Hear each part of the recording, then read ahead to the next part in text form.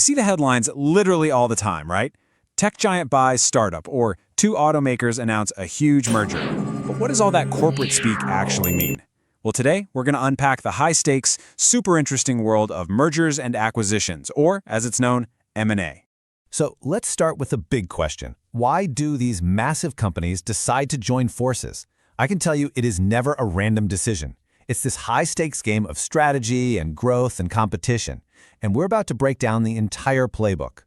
So here's what we're going to cover. First, we'll nail down a basic definition. Then we'll clear up the whole merger versus acquisition thing. After that, we'll dive into the three main types you'll see. We'll look at what really drives these deals, and finally, we'll tie it all together with why this stuff actually matters. All right, first things first, let's lay the groundwork. Okay, so at its core, M&A is just this big umbrella term for when companies, or even just parts of companies, are combined. Think of it as a super powerful tool that a business can use to get bigger, sometimes smaller, or to just completely change its position in the market. But here's the thing, not all M&A is created equal. You hear people use the words merger and acquisition almost interchangeably, but there's actually a really crucial difference in what's happening behind the scenes, both legally and strategically. And yeah, this is where things can get a little blurry in the real world. I mean, from the outside looking in, the end result often looks the same, right? Two companies become one. But the intent behind the deal and the actual legal structure, that can tell two completely different stories. So here's the key difference. A merger, that's kind of like a marriage, where two companies come together to form a brand new single entity. An acquisition, on the other hand, is a purchase. One company straight up takes control of the other. So even when you hear that friendly term merger of equals, if one company is technically buying out the other, well, it's an acquisition. All right, so now that we know the what, let's get into the how. M&A deals really come in three main strategic flavors, and it all depends on the relationship between the two companies involved.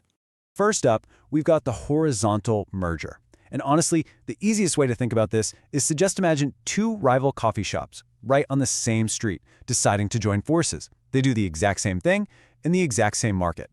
The goal here is pretty straightforward. You create a bigger, more powerful company that owns a larger slice of the market pie. And by combining stuff, like their supply chains or their marketing teams, they can slash costs and really boost their influence. But this is also the type of deal that makes government regulators really nervous. Because when direct competitors merge, you're literally taking a player off the field. And that can lead to, one, huge, dominant company that might have the power to jack up prices for all of us, simply because there's less choice out there.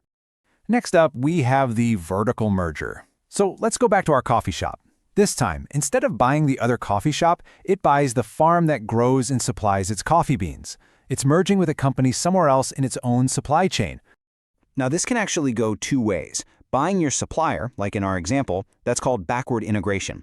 But if our coffee shop were to buy a big distributor that sells its coffee to supermarkets, that would be forward integration. The key thing to remember is they're not direct competitors. They're partners in the same production line.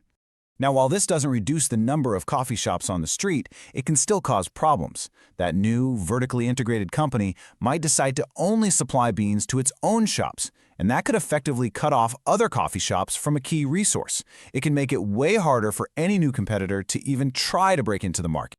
And for our third and final type, we have the conglomerate merger. Now this one is completely different. Let's imagine our coffee shop decides to buy a tech startup that makes mobile games, right? These two businesses have absolutely nothing in common. What's really crucial here is that these deals have no direct effect on competition in either market. I mean, the coffee world and the gaming world are totally separate. The companies are just operating in completely different universes. So you might be asking, why would they even do it? Well, the main driver is diversification.